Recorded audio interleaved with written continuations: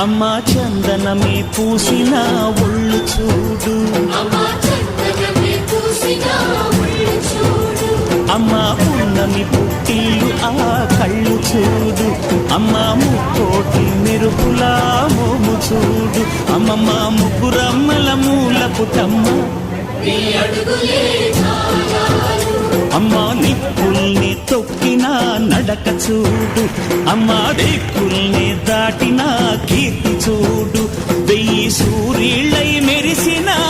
శక్తిని చూడు, మనుషుల్లో దేవుడి భక్తుని చూడు.